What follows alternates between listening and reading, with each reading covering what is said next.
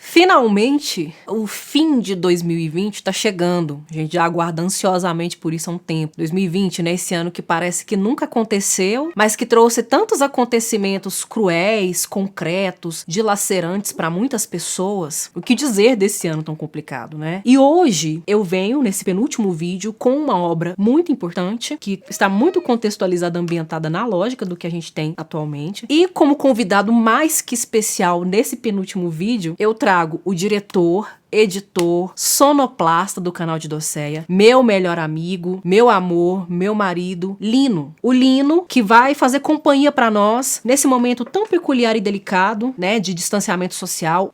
Novamente retornou o endurecimento do isolamento social. Muitos e muitas de nós vamos passar longe, distante daquelas pessoas mais queridas da nossa família, da nossa vida, por conta dessa situação, desse retorno de tudo. Mas não passaremos totalmente sozinhos, sozinhas. Nós vamos compartilhar esse momento com uma família que durante as suas 7 gerações atravessou um século, atravessou 100 anos, e são personagens tão povoados de riqueza e maravilhosos, mas a principal característica é a solidão. A obra de hoje é 100 anos de solidão. 100 anos de solidão foi lançado em 1967 e é prêmio Nobel em 1982. No 4º Congresso de Língua Espanhola, que foi realizado na Colômbia, 100 anos de solidão foi considerado o segundo maior livro escrito em língua espanhola, ficando atrás somente do Dom Quixote de la Mancha, de Cervantes. E 100 anos de solidão não é só importante por conta disso, né, da língua espanhola, de receber Nobel, de ser uma das obras mais lindas da literatura latino-americana, a obra que está sendo adaptada agora para televisão. A Netflix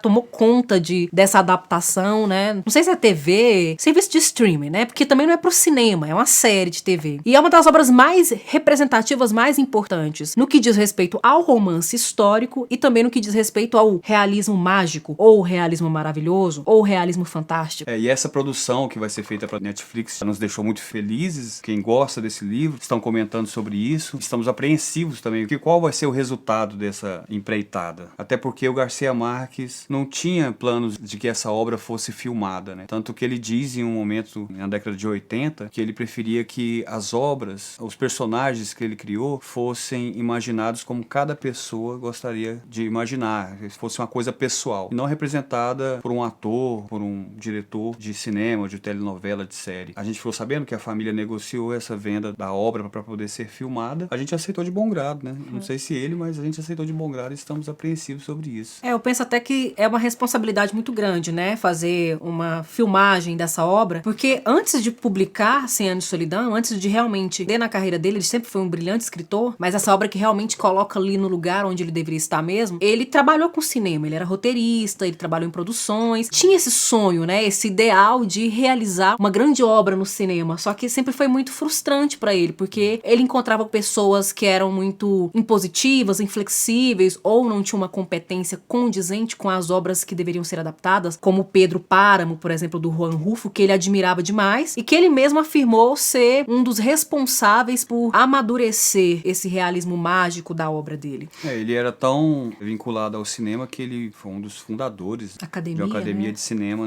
em Cuba. E outra coisa também, que era de opinião do Garcia Marques, era a respeito desse termo de realismo mágico. A gente teve até uma live outro dia do tradutor, que é o Eric Nepomuceno, sobre as opiniões que ele tinha a respeito desse rótulo. Faz parte de um boom que aconteceu na América Latina naquela época, onde esse livro é um dos mais representativos. O Eric é um dos maiores tradutores de língua espanhola aqui no Brasil. Ele traduziu não só o Gabo, né, que é o apelido do Gabriel Garcia Marques, ele traduziu Juan Rulfo, já traduziu Julio Cortázar. Nessa live, especificamente, perguntam pra ele o que é, como ele definiria o realismo mágico. A definição que ele faz não é tanto da teoria da literatura, né, tá muito mais ligada à questão histórica e social da América Latina, que ele diz que é muito fantástico, né, é mágico, é sobrenatural mesmo, que a América Latina tenha sobrevivido a tantas retaliações, né, a tantas tentativas de destruição.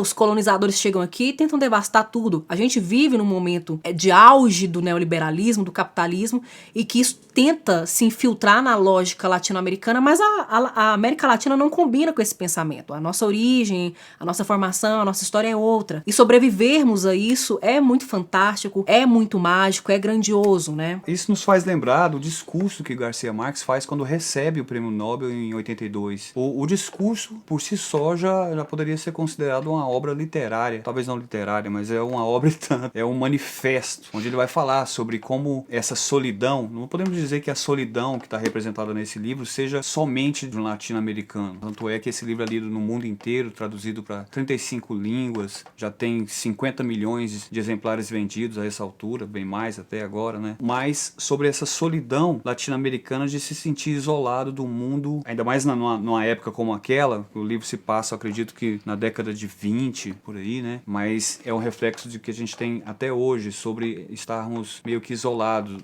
politicamente, economicamente. Isso já foi chamado de várias maneiras, chamado de terceiro mundo ou de países periféricos. Nesse discurso ele quis chamar de solidão, e também na história dessa cidade, que é Macondo. E é interessante porque nessa live do Eric, tá ele e o mediador e a escritora também, professora Socorro, falando sobre essa solidão que está em 100 anos de solidão, não é uma característica única e exclusivamente do latino-americano, né? Mas ela faz parte da condição humana, porque uma pessoa alemã, ela até cita esse relato, uma pessoa alemã lê e se identifica com trechos, aspectos do livro, o que nos remete até mesmo aos bastidores de produção dessa obra, né? O Gabriel Garcia Marques fez uma pesquisa muito vasta, muito ampla, uma pesquisa histórica, né? Uma pesquisa sobre a história da América Latina, mas ele também recorreu a fatos, acontecimentos, a invenções do Renascimento, às grandes navegações, a elementos da narrativa bíblica, né? Do bíblico, o que faz dessa obra muito, em vários aspectos, épica também, né? Ela tem alguns elementos que são próprios do épico. Há referências também às ditaduras, sobretudo as ditaduras que aconteceram na América Latina. Então, todos esses elementos que são mundialmente históricos serviram como fonte de pesquisa e não é apenas uma marca latino-americana, a condição humana, a solidão, as misérias, etc. Esse livro, se fosse descoberto depois de uma terra devastada, fosse descoberto como um livro que sobrou de uma nação, de um povo que viveu aqui nesse continente, em parte desse continente, que é, no caso, a América Latina, ele poderia ser interpretado como um texto de características épicas que poderia contar o que aconteceu nessa terra. E nessa história você tem fundação, você tem uma espécie de Moisés buscando e levando as pessoas a uma terra prometida, você tem dilúvios, até um tipo de apocalipse. Então, sim, é uma referência a textos bíblicos, eu acredito. Ele consegue traduzir isso para a nossa, que seria a linguagem da América Latina, e com esses elementos, como a Elissa falou, a respeito das guerras que aconteceram até na Colômbia, a Guerra dos 1000 Dias, também lutas por independência, guerra civil, que ocupa bastante espaço nesse livro, guerras intermináveis, né? A gente até fez um roteiro e compartilhamos nosso roteiro sobre essa obra, porque assim, a gente teve que fazer, a gente tá falando aqui numa boa, espontaneamente, mas a gente teve que fazer um roteiro, porque essa obra aí dá pano pra manga, você fica a noite inteira, né? Você fica o dia inteiro. Então é uma obra que cada vez que você relê, são mais informações novas que você adquire, né? Mas no que diz respeito a ser um romance histórico e realmente ter uma pesquisa pautada em acontecimentos, fatos, você mencionou, né, Linus? A Guerra dos 1000 Dias, que aconteceu na Colômbia entre 1899 e 1902, e também o massacre dos trabalhadores bananeiros em Ciénaga, que aconteceu no ano de 1928. As duas coisas aconteceram na Colômbia, e esses dois episódios aparecem de uma maneira significativa dentro da obra, né? Esse episódio do massacre na Companhia Bananeira, ele é contado de uma maneira muito interessante, e vocês vão saber isso lendo. Pra quem não leu, vai saber lendo. Pra quem já leu, vai lembrar que ele tem essa coisa de remeter a acontecimentos que são de uma maneira muito concreta, física, né? Nos atinge, é tangível, mas há uma atmosfera de sobrenaturalidade, uma coisa que remete muito à mitologia, por exemplo. A narrativa tem todo um traço, um toque mítico, os personagens têm características míticas, né? O que dialoga muito bem com o épico. A cidade em que se passam os acontecimentos de 100 anos de solidão é uma cidade mítica, né? Que é Macondo.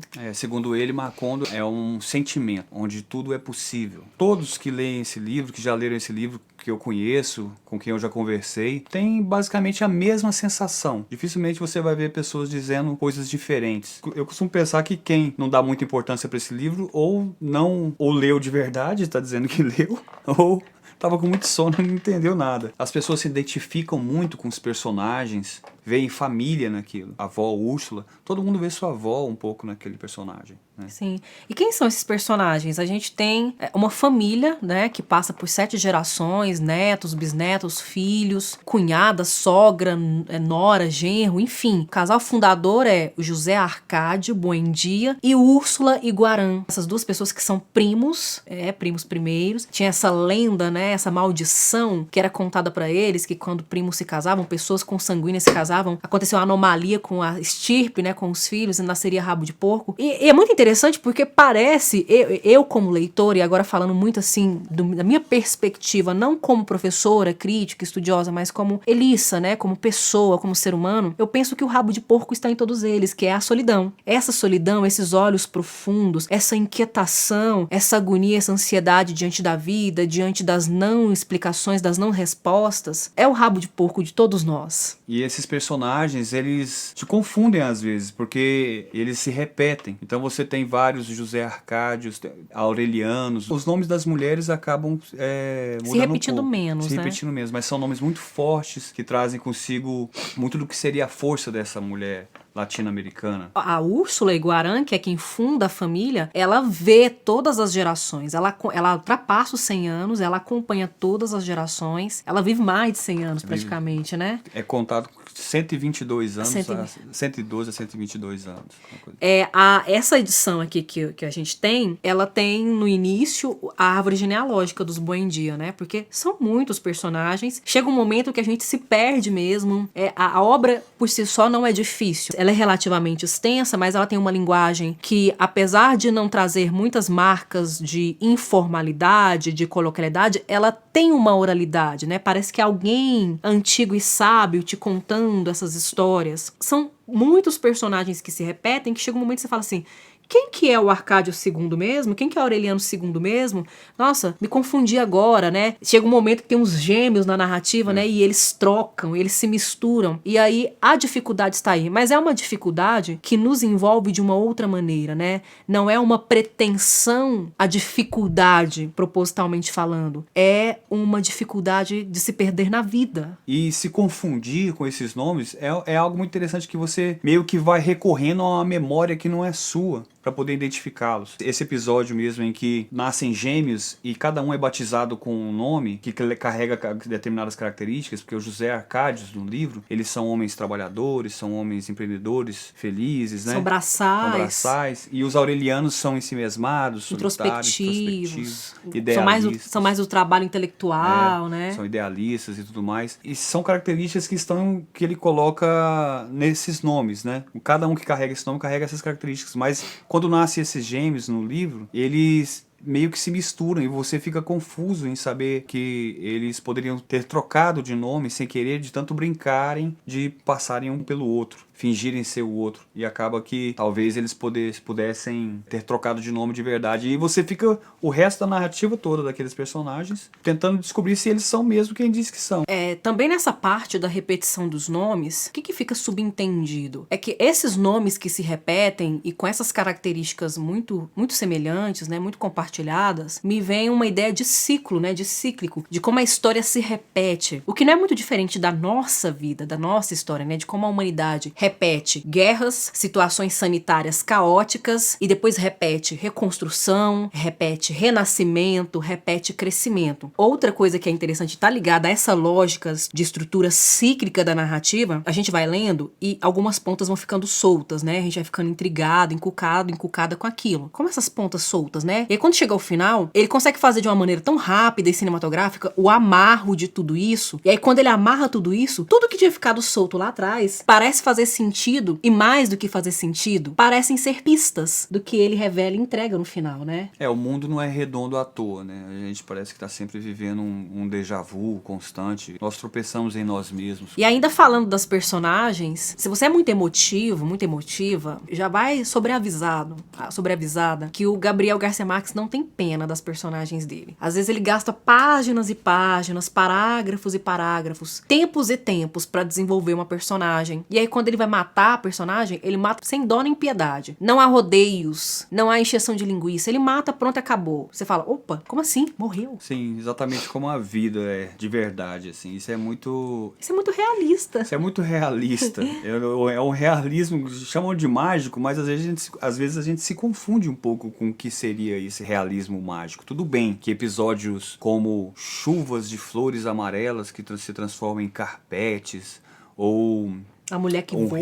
A mulher que voa, um risco de sangue que atravessa o vilarejo inteiro para encontrar a mãe do dono desse sangue. São coisas bem fantásticas, né? Mas muita coisa também a gente se identifica como sendo do nosso imaginário, sabe? Como coisas que a gente tem na nossa vida, na nossa família, de pessoas que sentem a vinda da chuva por conta de um cheiro, por conta de uma dor em determinada parte do corpo. Outras e outras superstições ou culturas que a gente traz de sabe-se lá onde, se é indígena, se é da América Latina ou se é de outro lugar. Nosso folclore, né? Nosso mito, né? A nossa construção mítica, a construção do nosso imaginário. E isso pra mim deixa bem claro que essa obra, ela tem muito compromisso com a realidade, né? Porque ela trata da realidade, ela traz questões, elementos que são palpáveis na realidade. Tem compromisso com a humanidade, por identificar, por se comunicar, né? Por dialogar com aquilo que é inerente à nossa condição, à condição humana. Mas também tem compromisso com a literatura, por trabalhar a linguagem, por trabalhar a imagem, trabalhar essa coisa da imaginação, da fantasia, de maneira que nos diga algo sobre o humano e sobre o real, que não seja lugar comum, senso comum, que não seja mais do mesmo, que consiga, como essas crendices, como os mitos, como o folclore, dizer da realidade da condição humana de uma maneira muito única, de uma maneira poética, né? É isso que você disse a respeito do compromisso com a literatura e sobre o saber que ela tem poder, aparece no discurso que ele faz na entrega do Nobel, e é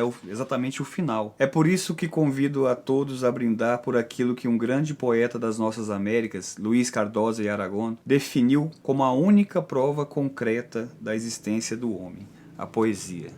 A poesia é a única prova concreta da existência do homem. Eu me lembro até uma vez, tem muito tempo que eu vi um daqueles episódios de Cosmos, antes que era apresentado pelo Carl Sagan. Aí um primeiro episódio que ele vai falar do projeto que tinha de mandar para o espaço provas consistentes da existência humana caso a humanidade fosse apagada, né? Deixasse de existir. E a arte estava ali. Música, pintura, poesia, literatura, né? Estava ali no meio das provas concretas, né? Da existência humana e de que a humanidade é capaz de criar, é capaz de fantasiar, né? É capaz de repensar a realidade, deixá-la mais dura ou deixá-la mais branda, preencher as lacunas que o real não dá conta de preencher, né? Porque a vida só não basta. E aí, aproveitando esse gancho de pensar a literatura, a poesia como prova da humanidade, eu gostaria de comentar duas chaves de leitura que são possíveis. São possíveis outras chaves, claro, né? Mas pensando aqui no roteiro que elaboramos, né? Que a gente discutiu, que a gente tá assim desde outubro falando sobre esse roteiro. Não parece. Não parece. Não parece porque a gente tá tão espontâneo, né, gente? Nós estamos muito espontâneos. Essas duas chaves de leitura, uma delas passa pelo humano e a outra passa pelo histórico. No humano, vemos os argumentos que se apoiam na circularidade do tempo, né? Aquilo da repetição, no inexorável determinismo que rege a vida dos boendia. E aí,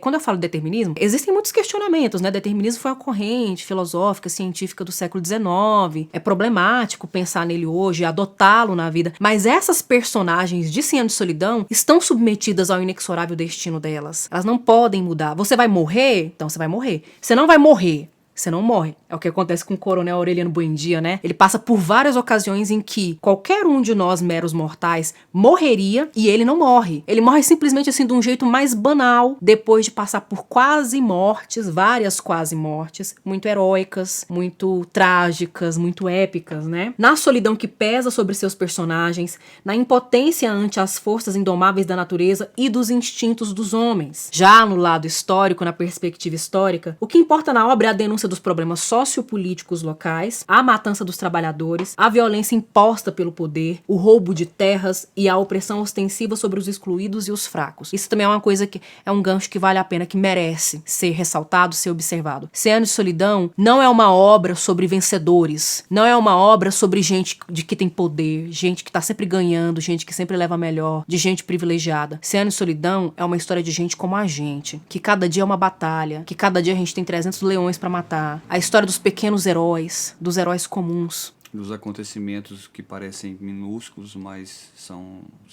os mais importantes da nossa vida, né? Sim, que são grandes na vida da pessoa, do indivíduo, do sujeito. E essa relação que a gente faz com a ideia de que isso é um relato sobre a América Latina, tem a ver com isso também, porque a gente se identifica, a gente pensa, imagina a família Buendia como a nossa, a gente imagina a cidade de Macondo como sendo a nossa cidade, o nosso bairro. Eu não acredito que seja um artifício do escritor, eu creio que isso seja mesmo da nossa percepção desse texto. Particularmente, sempre que falo desse livro para as pessoas, para os amigos, aliás, quando eu li pela primeira vez, eu exigi que todos os meus amigos lessem 100 Anos de Solidão, ou não seriam mais meus amigos. Abraço a todos eles. Enfim, quando eu indico esse livro, eu tento não falar muito sobre ele, eu vou conversar com a pessoa depois que ela leu. Também quero ver as percepções que essa pessoa teve. Eu, como qualquer pessoa que lê esse livro, tenho uma relação mesmo afetiva com ele. E eu acho que também por isso a gente não quis fazer aqui uma sinopse, mas falar sobre ele como um todo e sobre a nossa percepção sentimental mesmo. Pra mim também, né, particularmente, fiquei com vontade de reler, mas na época não deu tempo. Aí, quando eu tive que reler agora esse ano, pra gente poder preparar o roteiro, quando eu acabei, fiquei com vontade de treler, de reler mais uma vez. Então, eu penso que essa experiência é uma experiência pela qual todos devem passar individualmente, né? A gente não fica aqui só pra resumir obra. Na verdade, a gente oferece possibilidades, chaves de leitura pra conduzir reflexões, né, a partir de uma obra tão cheia de elementos, né, tão rica, tão vasta de aspectos, de possibilidades, de análise e interpretação, né? Então, aqui, além desse nosso compartilhar, desse nosso diálogo tão apaixonado, porque a gente literalmente se casou com 100 Anos de Solidão 2 vezes. Uma, quando nós celebramos nosso casamento há 2 anos, e tendo como carro-chefe levado por uma das nossas daminhas 100 Anos de Solidão. No segundo aspecto, porque cada um de nós, eu e ele, nos casamos com a obra, porque nós temos uma relação de aliança afetiva com 100 Anos de Solidão. A gente fica aqui, então, só como propõe essa indicação, além desse diálogo apaixonado, desse compartilhamento apaixonado, sugestão de leitura. Façam como o grande mestre Tim Maia nos sugeriu, nos indicou. Leia o livro. Leiam 100 Anos de Solidão. E a gente termina aqui desejando a vocês todos Feliz Natal para quem for de Natal, Feliz Dia da Saturnália para quem for de Saturnália, principalmente nesse momento em que a gente sente de novo um pouco do gostinho dessa solidão latino-americana, estando tão distante desses novos acontecimentos que é, no caso, esse antídoto, essa vacina que está chegando, e como está tudo muito embaralhado e bagunçado na nossa querida terra Brasília, esse sentimento expressado aqui, com essa solidão, com essa sensação de isolamento do mundo moderno, que tanto afligiu o José Arcádio Buendia, que a gente não pereça dele no ano que vem. E eu ainda aproveito para fazer uma referência a um personagem dentro dessa obra que é muito importante, talvez ele seja a espinha dorsal da obra, mas é um personagem de fora, ele é um personagem estrangeiro à família Buendia, que um Melquíades possa adentrar terras brasileiras e nos trazer a vacina, que venha a nos favorecer, trazendo esse grande invento que é a vacina contra a Covid-19. Nos livrar dessa epidemia de insônia. Isso. E de esquecimento. Exato. Muito bem. Nós ficamos por aqui. Nós agradecemos a atenção de vocês, desejamos um feliz resto de 2020 com esperança e que 2021 nos traga leveza e preenchimento de lacunas e solidão. Até a próxima.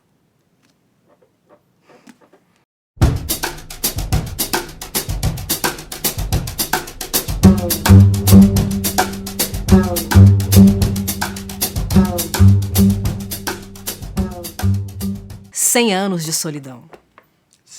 Tá. E falando nisso, isso que você me diz, o final ficando atrás somente do Dom Quixote de la Mancha. E eu acho que isso acontece também estou falando um monte de bobagem.